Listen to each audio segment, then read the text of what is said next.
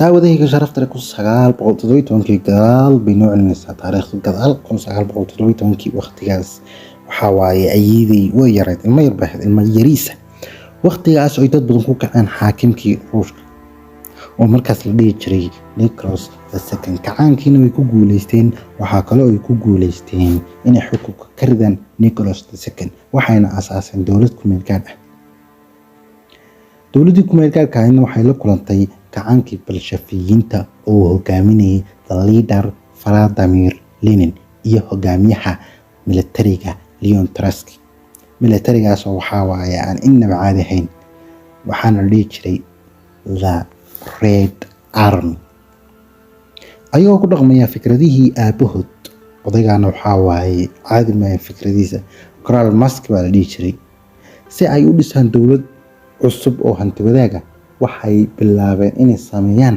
kacaankii shuuciyiinta ugu horeyn dowladihii ku meel gaarka ahaana way rideen dowlado badanna way qabsadeen waxayna sameeyeen saldhig saddex gole ah oo kala ah madaxweynaha Vladimir Lenin iyo wasiirka arrimaha dibadda ee Leon Trotsky Joseph Stalin oo mas'uul ka ahaa minority-ga waxay ku dhawaaqeen Ruushka inuu ka baxayo dagaalkii koobaad ee adduunka heshiis nabadeedna waxay la saxeexdeen Jarmalka waxayna ku dhawaaqeen xuquuqda shacabka inay ka go'i karaan imbaradoriyadda Ruushka ayagoo meelna gaadhin waxaa dhacay iska hortagii koobaad ee shuuciyiinta iyo Bolshevikiinta hanti wadaaggoodii iyo khilaafkii waxyaalihii adugu la galgalay kadib wadankii wuxuu galay dagaal hor leh oo socday muddo 5 sano ah waxaana ku dhimatay 14 milyan halka 5 milyan iyo ka badanna ay wadanka isaga tahriibeen si ay naftooda u badbaadsadaan arrintaasna waxay sabab u ahayd in wadanka la soo galo sida Japan iyo Mareykanka soo galitaankooduna yahay labada xisbi ee istagaalaya inuu midba midka kale fangareeyo oo uu lacag siiyo si uu dagaalku u sii socdo una wadankaasina u degin ugu dambeyn dagaalkii waxaa ku guuleystay Vladimir Lenin iyo kooxdiisa kalsoonidoodina aad bay u sii siyaaday wadanka dhanna way qabsadeen oo imbaradoriyadii Ruushka bay sii balaariyeen kadibna waxaa lagu dhawaaqay Unionka hanti wadaagga jamhuuriyadaha Soviyetka oo bilowgii ahaa 4 dowladood waxaana ku soo biirtay 11 dowladood waxaas oo dhani waxay hoos imaanayeen Vladimir Lenin sidaasina waxaa ku dhashay the Soviet Union 1924 Vladimir Lenin wuu geeriyooday waxaana madaxweyne noqday Joseph Stalin isagoo shuuciyiinta qaarkood ka soo horjeedaan ayuu madaxweyne noqday marka uu xukunka saas u qabsaday waxa uu aasaasay dastuur cusub oo xorriyad u siinaya wax walba oo uu damco inuu sameeyo waxayna noqotay hal dowlad oo hal xukun hoos timaada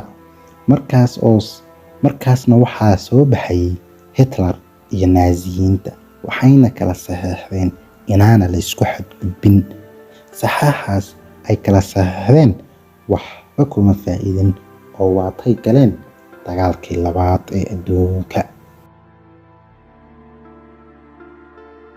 Joseph Stalin wuxuu sameeyay barakicin maskaxaysan oo uu dadkii kula kacay waxa uu dan ka lahaa Tataarka Angooshka iyo Chechnya waxa uu ku sameeyay isirsifayn oo uu kula kacay shacabkii dowladda ku dhex noolaa waliba kuwooda muslimiinta ahaa kuwaasoo ka soo kala jeeday Kyrgyzstan iyo Turkistan iyo Tatarstan waxaana ku geeriyooday 100,000 oo qof 5 milyan iyo ka badanna wadankii way isaga haajireen wallahi muslimiin haddaan nahay xaalkeena ka kacwaay allow sahal May labadeedii 1945 waa tuu dagaalkii dhammaaday, laakiin Joseph Stalin waxaa u daarnaa filin ah weliya iskaariba u daarnaa oo dagaal iyo buuq ayuu ku furay Yurub. 1984 The Red Army waxay qabsadeen magaalo madaxda Czechoslovakia iyo weliba Yurub oo dhan, wuxuuna dhisay system shuuciya oo asaga u khidmeeya, cid kalena war ka maqlin. Markaasina waxaa bilowday dagaalkii qaboobaa oo loo yaqaanay The Cold War. Ruushka iyo Yurub waxay galeen tartan ishubayn oo aan caadi ahayn. 1949 The Soviet Union waxay sameeyeen nuclear bombkii ugu horreeyay caalamka oo dhan. 1953 Joseph Stalin wuu geeriyooday. Sidaan wada ognahayna madaxweyne hadduu tago mid kale unbaa ku xiga. Markaana waxaa yimiday Nikita Khrushchev. waa ogahay magacyadoodu raggan waa magacyo khaldan, laakiin maxaa sameynaahay waa Ruushiyaan. Awooddii Soviyetka oo dhanna kor ayuu sii qaaday. 1955 wuxuu aasaasay isbahaysi military oo la dhaho isbahaysiga Marso oo ka hortagaya isbahaysiga NATO. Yurubiyaankii ayaa la dhahay waxaad samaysaan wax ka sii fiican ayaan sameynaynaa. Annagu haddaan Ruush nahayna hadda kadib dhulkan iyo waxaan iskumaba qabsanaynay walaalayaalow. Annaga bis waxaan tegaynaa Mariikha iyo meeraha cirka dushiisa dayaxa tegaynay. dhulkan xun haysta bal idinku waxay tareen. 1957 Khrushchev dad ayuu u diray Spaceka. Dadkii ugu horreeyay ee Spaceka u safro waxay ahaayeen The Soviet Union. Nikita Khrushchev intii uu xukunka hayay asbaab aanan garanaynin, Khrushchev waa la casilay. madaxweynayaashiina way isbedbedeleen ayagoo isla halkii manhaj ku socda. 1985 waxay ahayd bilowgii dhammaadka The Soviet Union, markaas oo uu gaaray meeshii ugu sarreysay. markaasna waxay ahaayeen isku dardar 15 dowladood. cabirka dhulku ay haystaanna waxay ahaayeen 22 milyan oo kiiloomitir. taasna meeraha aan ku noolnahay haddii lala barbar dhigo waxay noqonaysaa 15% waxaa haystay The Soviet Union ayaga oo xuduud la lahaa 12 dowladood. dhulka intaas la eg waxaa ku noolaa 300 oo milyan dad gaadhayo. dhaqaale ahaan adduunka isaga ayaa ugu la kulmay, hadday noqoto kuwo dhaqaale iyo inay qowmiyadihii kale ku kacaan, una sii dheerayd dagaalkii qaboobaa ay kula jiraan Maraykanka, oy taasina sii daciifisay. kadib waa tii darbigii Berlin la riday iyo dowladihii bariga Yurub inay kasoo horjeesteen shuuciyiintii. taasina waxay keentay xanaaqii shacabka inuu sii weynaado, ayna kasoo horjeestaan shuuciyiinta iyo Sovietka oo dhan. xabadii koowaad waxay dhacday 19 August 1991. afkambi ayaa lagu sameeyay Gorbachev, waxaana ku sameeyay saaxiibadiis si ay u badbaadiyaan Ruushka iyo inta ka dhiman.